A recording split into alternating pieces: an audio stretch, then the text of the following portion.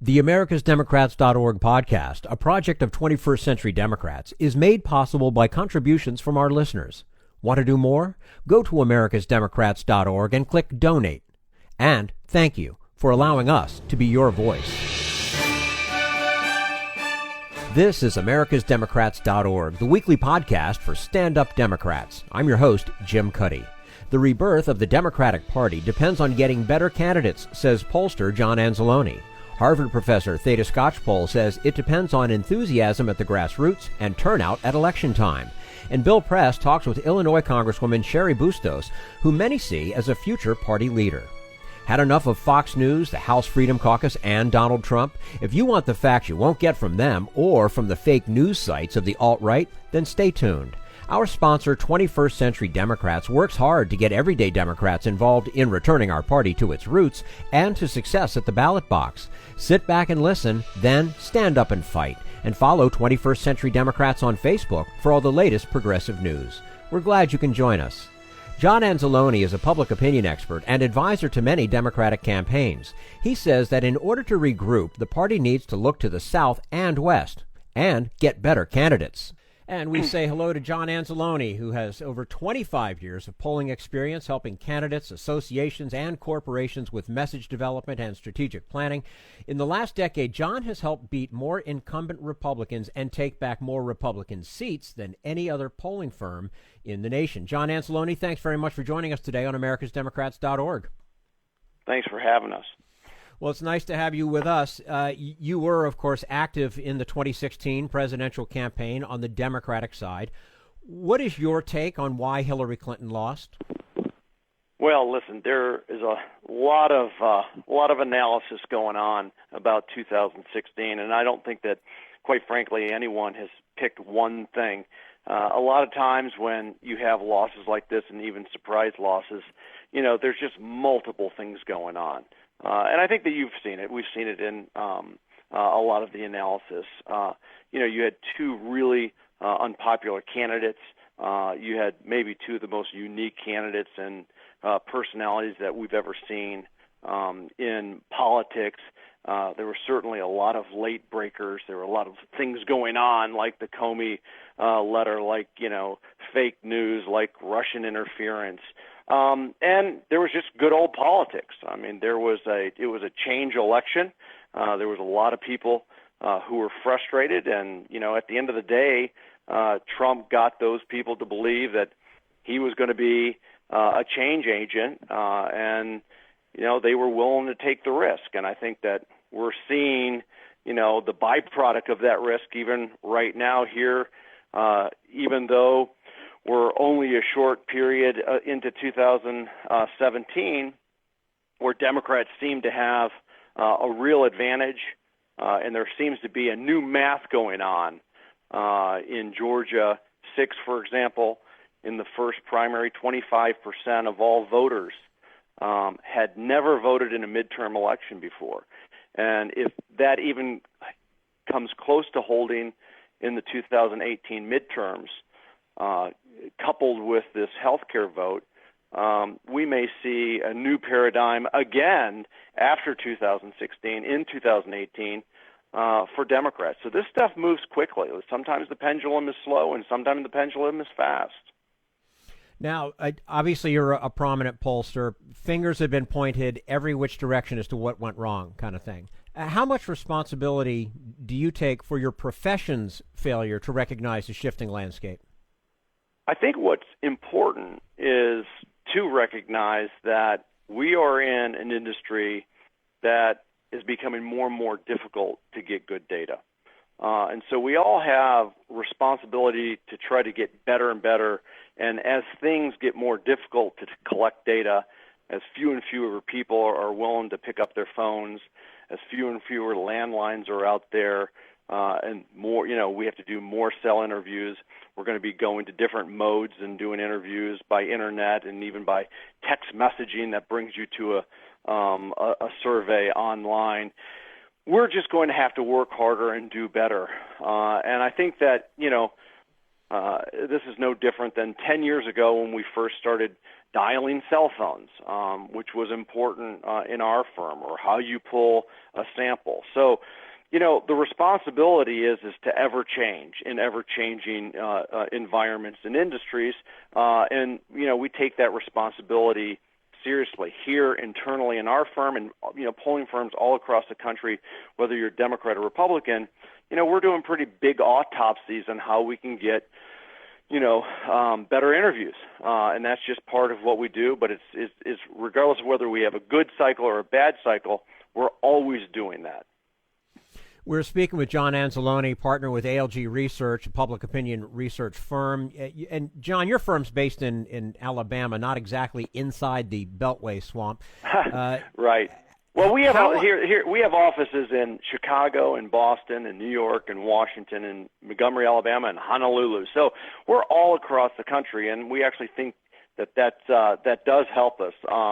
Sometimes being outside the Beltway and not in the vacuum of kind of the narrative that goes on in D.C. We like to tell a lot of times our clients that we live all across the country, and we live next to real voters, and that we feel that helps us. Well, and given that you are outside the Beltway and all over the place, and specifically in the South, how on earth do progressives stand a chance in the South? Well, I think that here's the important thing. It's whether it's progressives or Democrats, however you want to label it. The last time that we had the speakership, in 2006, when Nancy Pelosi became Speaker, we did that by cobbling together Democrats from all over the country. But it included a lot of Democrats in the Southeast. I mean, you had people like Charlie Melanson and Don Casu from Louisiana. You had Bobby Bright from Alabama. You had Travis Childers from Mississippi. You had Heath Shuler and Larry Kistler from North Carolina. You had some tough seats like Ron Klein in Florida. And you can go out west, too, like John Salazar on the Western Front, and even kind of blue-collar districts in Illinois. And so the point is that, we have to believe that to put those numbers again, you have to go down south, you have to go out west, you have to get what you might consider more moderate or more conservative districts. Georgia 6 is the perfect example of a high-income, highly educated district in Georgia, that suburban Georgia district, where the average Democrat, in the last three cycles got 36%, but in the primary special election, John Ossoff got 48%. We can do this. Roy Cooper just got elected governor, beating an incumbent in North Carolina. John Bell Edwards, became a Democratic governor in 2015 in conservative Louisiana. So it's not about being a progressive. It's not about being a moderate. It's not about being whatever. It's about having good Democratic candidates who can come in these areas, understand that sometimes these are, cultural plays, and talking in a way that people trust you and will consider you as a Democrat, but believe that you're different than a national Democrat. And we've got to have these seats to win the majorities back in the House and the Senate. Do you think then that the South might produce more Democratic presidential material as it has in the past? And would that perhaps mean moving the party more to the center? It doesn't necessarily, again, it could be. A good candidate is a good candidate. And whether they come from, Michigan or whether they come from Georgia, it doesn't matter. You can pick up seats and you can win governor seats, Senate seats, congressional seats, and state legislatures. And so I don't think that I'm talking about some paradigm shift here.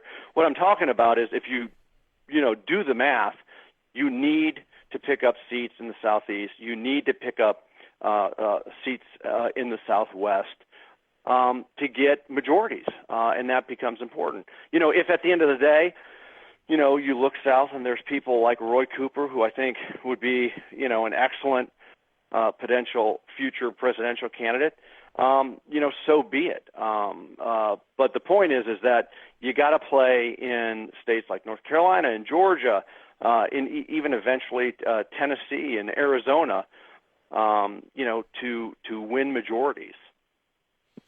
We're speaking with John Anzalone, partner with ALG Research, the public opinion research firm. John, does your current polling show any shift from white working class Trump voters back to their traditional Democratic Party roots? I think it's early. I think that, if you voted for Trump, we're literally just 3 months in from his inauguration, 3 or 4 months in from his inauguration. People who voted for people, if you voted for Hillary, if you voted for Trump, you probably haven't changed your mind all that much. What's different, again, I think this is important for a midterm election, is that there's people who normally drop off, who vote in the presidential but don't vote in midterms. And I think that we're going to win this game for the first time where we're going to change the math. And so there's a lot of frustrated and angry people that they wake up every day and they hear the 3 words, President Donald Trump. And those people are going to get out. And if we can, again, bring, if you want to call them latent Democrats out who normally don't vote in the midterm, that is going to be really advantageous for us in 2018. But you don't win, these majorities by getting the sliver of people who voted just for Obama and Trump. That's a pretty small group. It's a small universe of persuadable voters. Some of them will peel off, but they're not going to peel off in, early 2017. They're going to peel off over a period of time because there usually is a period where you just want to give the guy a chance. And if you voted for Trump, you're basically still in the mode of giving him a chance. I guess at the same time, maybe the Democrats also need to just sit back and relax. I mean, Trump, of course, certainly rewrote the rule book for running for president. And I wonder, do Democrats or the resistance kind of take that same route and go looking for a non-politician celebrity type with a brain and a heart? I mean, or do you just kind of sit back and let the chips fall where they may? I don't think that we're in a position to sit back or lay back. I mean, I don't think that we would be in a position to take this special election in Georgia 6 if we, hung back and laid back. The reality is that you want to take advantage of an enthusiastic base, or you want to take advantage of a universe of voter who usually isn't necessarily part of your base or hardcore. And what we're seeing is that there are a lot of people out there, again, who don't normally participate in these midterm elections, which are pretty small universe, right? They're big drop-offs from a presidential race to a midterm race. And so these people do have a high level, and I don't even know if I would call enthusiasm. I think that they're pissed off, just like a lot of people were pissed off who might have voted for Trump. And so this is the counter reaction to that universe in 2016. And so I think you got to go out and harvest that universe and harvest that energy, harvest that anger. And I think Democrats are going to do a hell of a job of it in 2018. Now, I believe there are, at this point, some 20-some potential Democrats looking at 2020. In your opinion, or based on your public opinion research, who, at the moment, looks good? I think I have no opinion. And I think that, these things tend to, work themselves out. There'll be a kind of a separation between the wheat and the chaff there. It is a long time. I think for Democrats, most Democrats, our focus is taking Senate seats back, definitely governor seats. I mean, 2018 is going to be a tremendous year for Democrats. We have real opportunities in states that are traditionally blue, that have Republican governors, but now they're going to be open seats. You have places like Florida and Michigan and Ohio that are just going to be great. New Mexico, Maine, great opportunities for Democrats. But we're focused on that. We're focused on the possibility of taking back the House now that there's an environment to do that. And we'll get through 2018, and 2020 will sort itself out. Okay, John Anzalone, partner with ALG Research, public opinion research firm, joining us today on americasdemocrats.org. John, we appreciate your time. We do look forward to having you back again with us soon. Thanks so much. You're quite welcome. And this is americasdemocrats.org, the weekly podcast for stand-up Democrats.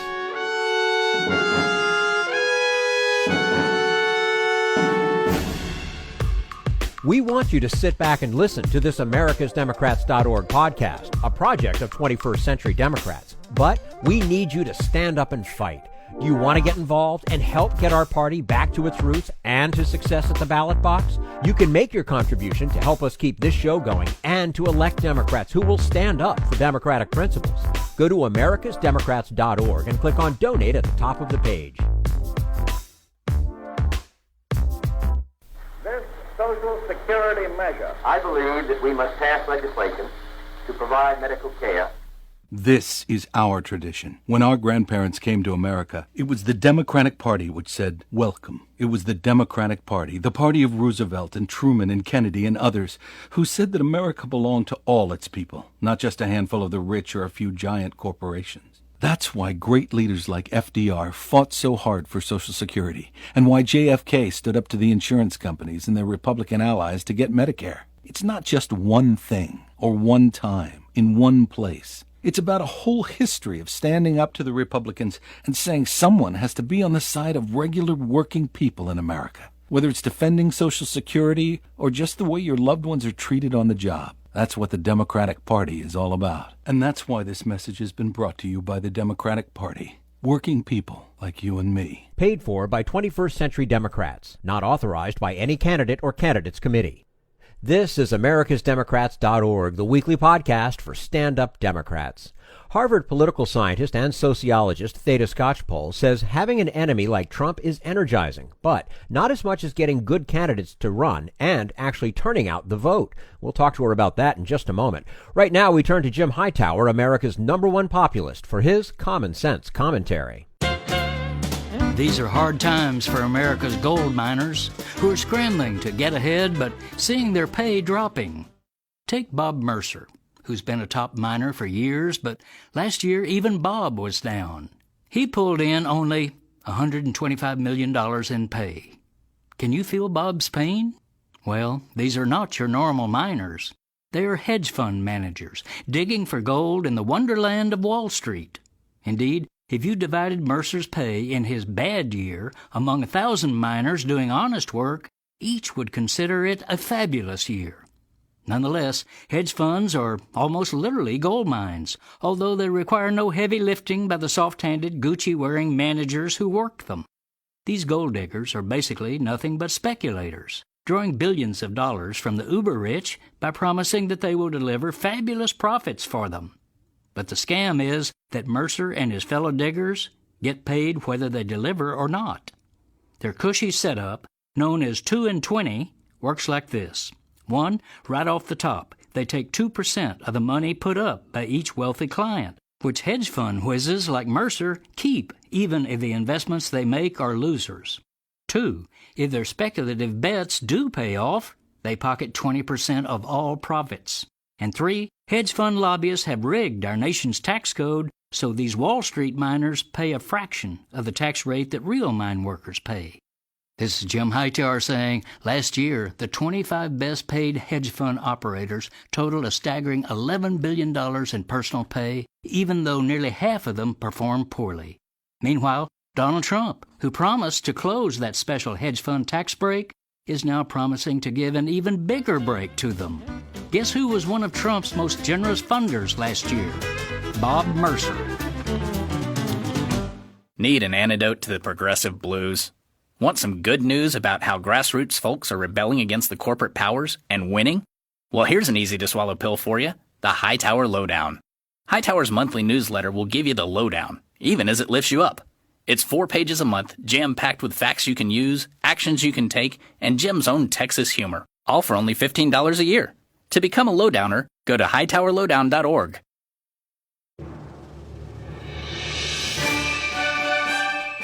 This is americasdemocrats.org, the weekly podcast for stand-up Democrats. Money doesn't matter that much, and neither does unified opposition to Trump, says political scientist Theda Skocpol.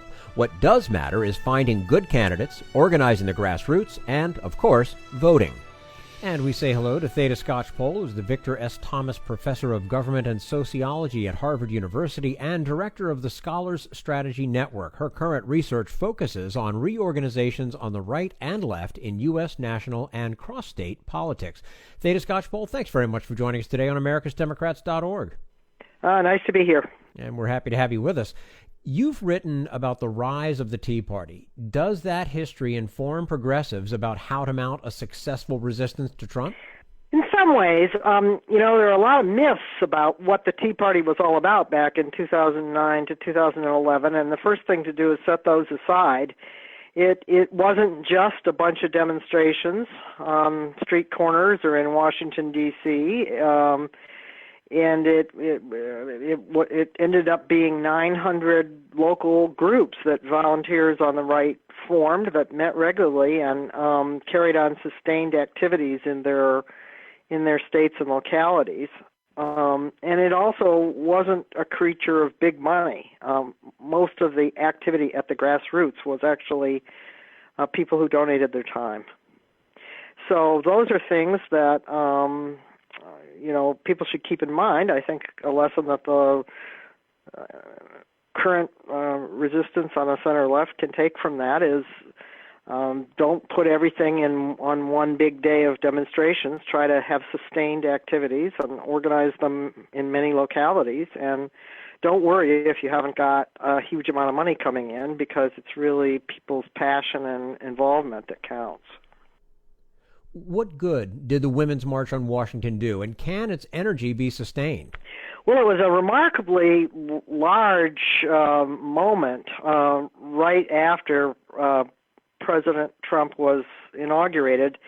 And to me, the thing that was amazing about it was that it wasn't just in Washington, D.C. It, of course, flooded Washington, D.C., but there were sizable events in major cities around the country and in a lot of smaller cities, too, spread all across the country. And I don't feel, as a researcher, that I know enough about exactly who was involved in all of those demonstrations and whether they've all kept involved and kept in touch with one another, but I hear quite a bit that many of those women have gone on to continue doing things in various districts and states across the country. So in that sense, I think the big morale boost that gave to the anti-Trump forces the day after he was inaugurated probably is feeding into the ongoing activities we see now.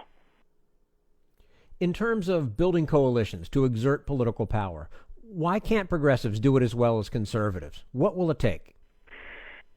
Well, it may take some of what's happening now. It always helps, to have an enemy that really frightens you. I think that was the case for conservatives when Barack Obama and the Democrats moved into Washington in 2009, and I think it's about 10 times as much for a lot of the opponents of Donald Trump, or those who are scared of Donald Trump now. And so that's one ingredient that's there that perhaps wasn't there when Democrats tend to, when they have a president in office in Washington, D.C., they tend to spend their time appealing to that president.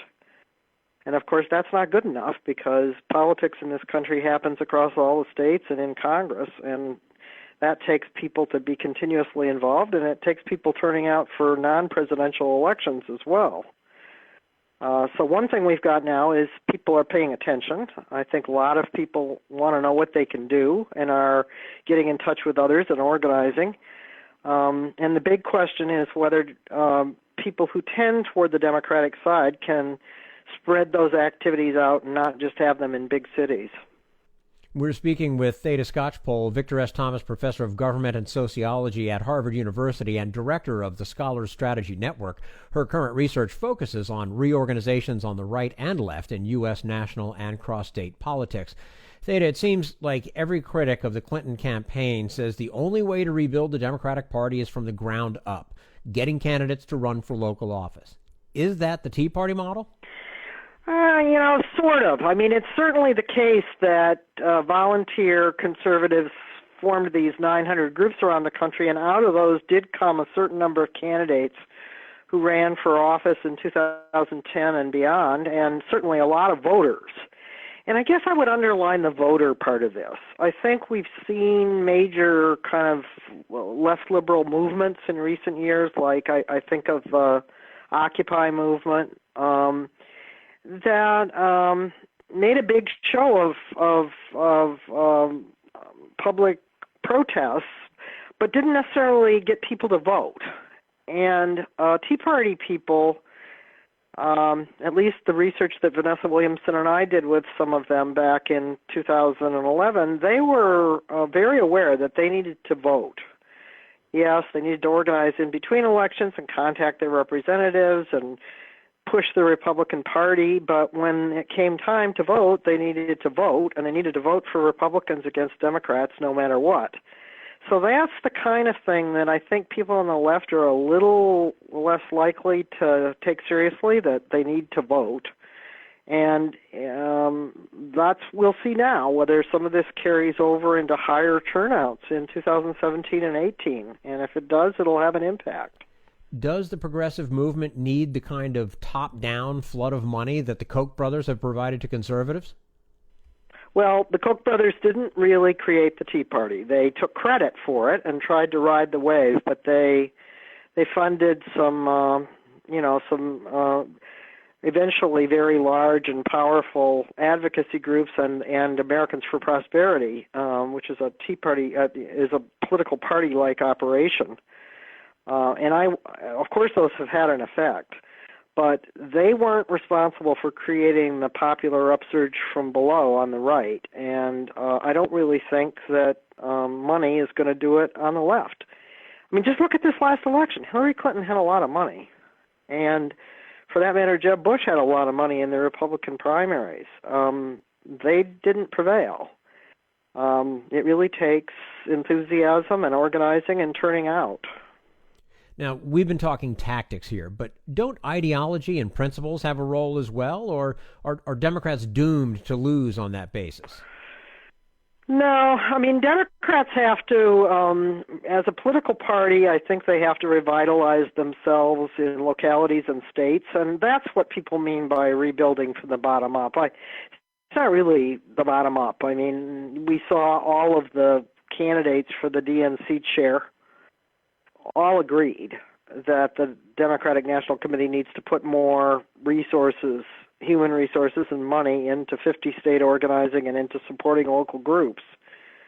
So that'll be happening, and that's a top, from the top kind of thing. But at the local level, I mean, I think it makes sense for Democrats to organize. It makes sense for them to reach out to people who think of themselves as independents. Right now, anybody who's alarmed by Donald Trump and what Donald Trump and the Republicans in Washington are doing, which are some very radical things and some very unpopular things with the American public as a whole, they should be welcomed on board. I don't think it's a moment for ideological purity. I think it's a moment for a big tent of opposition. Okay. Theda Skocpol, Victor S. Thomas Professor of Government and Sociology at Harvard University and Director of the Scholar Strategy Network. Her current research focusing on reorganizations on the right and left in U.S. national and cross-state politics. Theda Skocpol, thank you so much for joining us today on americasdemocrats.org. We look forward to having you back again soon. Good to be here. And this is americasdemocrats.org, the weekly netcast for stand-up Democrats.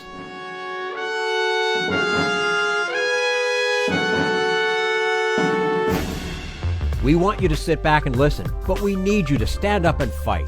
Help get our party back to its roots and to success at the ballot box. Make your contribution to keep the americasdemocrats.org podcast, a project of 21st Century Democrats, on the air, and help elect stand-up Democrats. Go to americasdemocrats.org and click on Donate at the top of the page.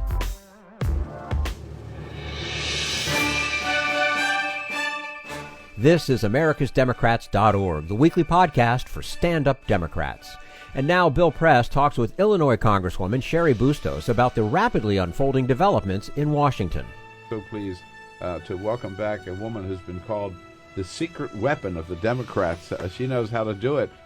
getting elected in a Trump-red district, a Trump district from Illinois, Congressman Cheri Bustos. Hey, Congresswoman, nice to see you. Good morning, Bill. Thanks for having me. Everything good? It is. Nothing going on, a right? little crazy out here, but yeah, we're trying to move forward. What is your reaction to the announcement yesterday that the Justice Department has appointed a special prosecutor to look into possible collusion between the Trump operation and the Russian government? That it's the right thing to do. Robert Mueller has a good reputation. He's known as a man of integrity, and that's from both sides. So I think that's very important. He will have subpoena power, and the hope here is that we get to the truth, and that's what the American public wants, is asking for, and that's what hopefully we'll get out of this. Right. Do you think that the House and the Senate committees will continue, or everybody's going to focus now on this special prosecutor? My understanding is that it will continue. There are offers out now for former FBI Director Comey to testify.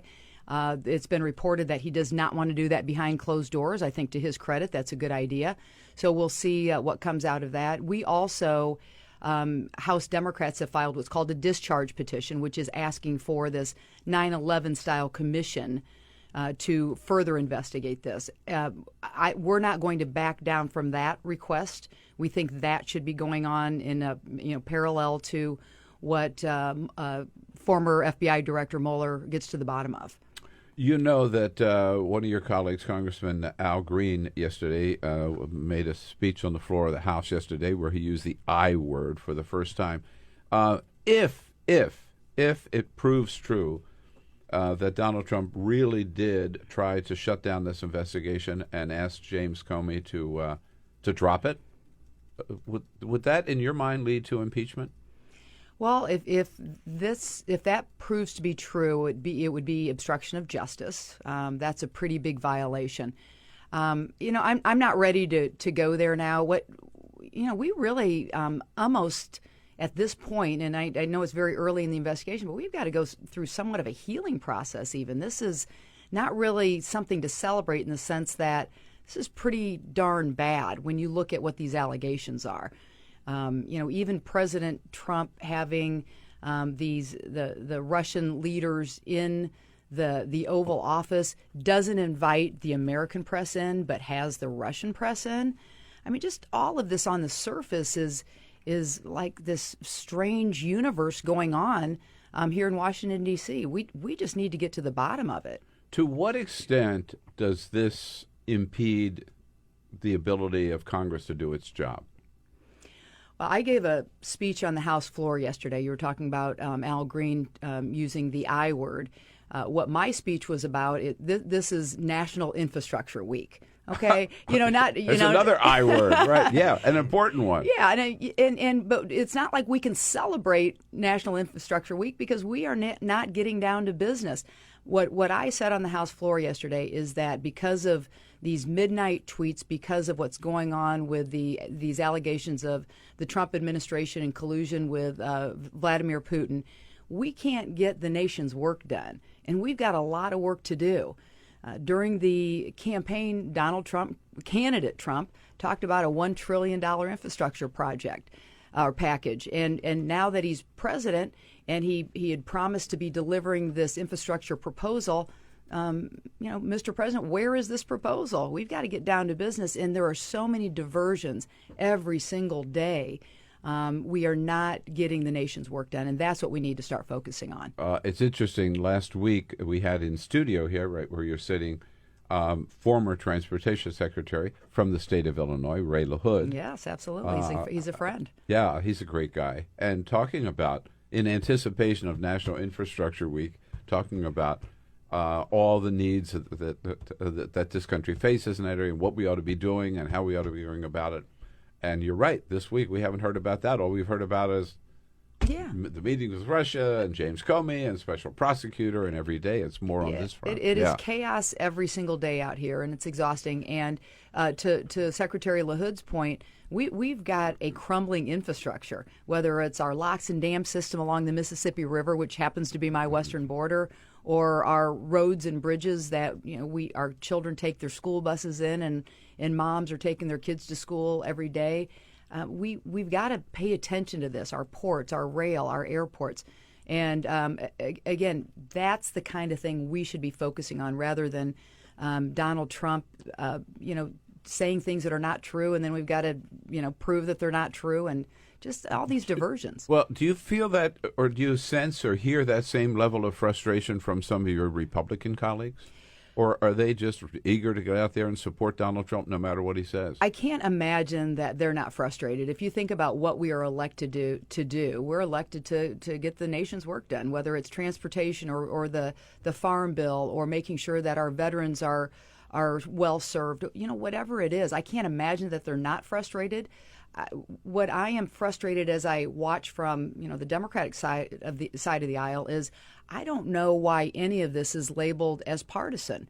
We've got a president sitting in the White House with severe and very serious allegations that have been charged, and we've got to get to the bottom of it. And if you think about if Hillary Clinton were sitting in the White House and these allegations were coming out, but I can tell you as Democrats, we'd say we've got to get to the bottom of this. Let's put this to rest and get to the bottom of it. But so I don't know why there's not the same level of outrage, because this is our very democracy that we're talking about. Let's get this figured out. Oh, yeah, no, absolutely. You can imagine what the demands for, the impeachment hearings would have already started. Oh, yeah, probably in day 3. Right, if Hillary Clinton yes.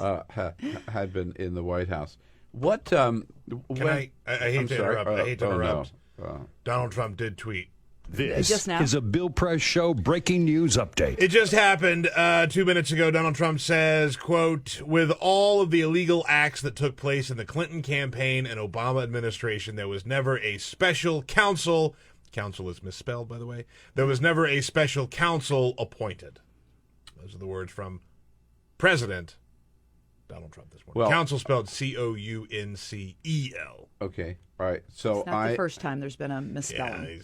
No, all right. On phonics. So I'm sitting in the White House, in the East Room of the White House, when the president says that at a news conference, and my question is, Mr. President, name one illegal act in the Clinton campaign.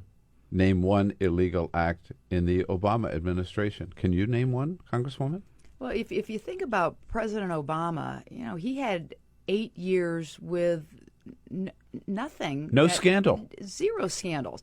And, we had a great speaker who came in and met with our caucus a few weeks ago who said that President Obama called him in to meet with him just a couple weeks into his first administration saying, I want to have a scandal-free administration. What's your advice? Because I don't want anything happening. And funny thing is, the guy advises him, well, don't have any fun. but the point there is you had a guy who went in knowing that he didn't want to have any kind of scandals. And now, what are we, 100 and how many days into 119. 119. Today. Oh, my gosh. 119. And it feels like, 119 years. But, and look at what we've had every single day. Right. I'm trying to think fast, right? And, I've been critical of President Obama. I wrote a book where I was disappointed that he didn't go as far as I, as a progressive, would like him to go on some issues. But overall, I cannot think of one scandal. Or certainly not one where there was illegal activity at all. To be fair, there was the time that Barack Obama wore a tan suit. Oh, that's true. All right. We forget about that. That is a dark, dark time in this nation. Thanks for that reminder, Peter. I'm sorry to bring up. There should have been a special counsel appointed for that. All right. And then when you go to the Clinton campaign, the same thing. Look, they didn't run the best campaign, obviously, right, where we are. But at the same time, it was Donald Trump who kept saying, the emails illegal. He accused her of illegal activity. Lock her up. That's not the same as doing anything illegal. In fact, James Comey, right, said it was reckless, it was careless, but there was no grounds for criminal charges. Well, and so she was investigated and exonerated. Well, and what we've seen with Donald Trump, does this surprise you that he's It's the diversionary tactics that come out of his tweets, and so this I'm not surprised by that. This is where he really he needs somebody alongside of him to take his phone, take his big boy phone, as Jamie said earlier, away from him. And to run spell check. And to run spell check.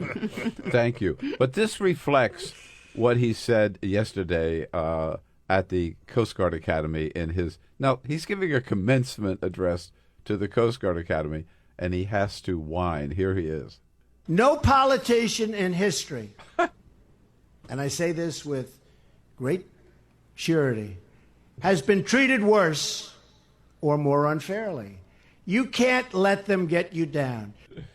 No politician has ever been treated more. Richard Nixon might have something to say about that. So would Thomas Jefferson or John Adams, if you know our history, or Abraham Lincoln. Yeah, I mean, Abraham Lincoln was assassinated. Yeah, I think that counts as being treated worse. He was called a guerrilla. I mean, if you go back to, if only we had tweets or sound bites from back then. Oh, can you imagine? I know, wow. Yeah. I want to go back when Politico did this great profile on you called The Secret Weapon, just identifying the secret weapon. What secrets do you have that Democrats ought to learn from your district? Oh, I don't know. I don't want that to be overstated by any means. What I've done in my congressional district in northwestern Illinois has worked. I'm only in my third term, which means I've been out in Washington less than 5 years. But when I'm not out here, I'm at home. And Bill, you and I have talked about this. But when I'm home, I'm not sitting in my office. I go out. I do these supermarket Saturdays where I just talk to people. I ask what's on their minds. I always say I'm going to be flying back out to Washington on Monday or Tuesday. What do you want me to know? And I'm a former reporter, so it's not hard for me to have a conversation, ask a lot of questions, find out what makes people tick, what they're concerned about, what they want from their elected official. It's showing up. But that sounds like automatic and easy, but it's not. I mean, a lot of people don't do that. You really, it's all about keeping in touch, right, with your constituents and knowing what's on their mind, not what's on the mind of people here inside the bubble in Washington. Oh, it is so different, and especially again in a district that Donald Trump won. Yeah, and mine is mostly rural. I've got 14 counties. 11 are rural. The other 3 are rural-ish. And manufacturing had been just a very important part of our economy, and it's slipped. Ag is our number one driver of our economy in our region. I'm the granddaughter of a hog farmer, and all of my aunts and uncles and my cousins, they all farm still. Mm-hmm. So and I've lived in my congressional district for most of my life. So, and I've lived in Illinois all of my life. But if you were giving advice to Tom Perez, who's now head of the DNC, right, as to how Democrats can win the marginal districts or rural districts or red districts, what do you tell them? Well, first of all, you don't talk down to people. And when there are issues that are divisive and that are very, very personal, and there are a lot of those, I don't go in trying to change minds of people on those divisive issues. And when those come up, I said, here's my view on it. I understand yours. And most often I do understand theirs. And then I say, but let's talk about jobs in the economy, what we're going to do to grow the economy. Let's take a walk down Main Street together and figure out what we're going to do to shore up our rural communities. Let's make sure that our kids don't feel like they've got to leave this town of 1,200 people if we can find opportunities for them here. People, in the end, we're not all that different. We want what's best for our children. We want to succeed. If we work hard, we want to be compensated for that. And we want to be able to take a vacation every year if we can. And so I think it's talking to people, listening to people. And, especially as members of Congress, we are compensated very well, especially when it compares with people in my congressional district. Yeah. And who pays our salary? It's the taxpayer. So we better be working hard.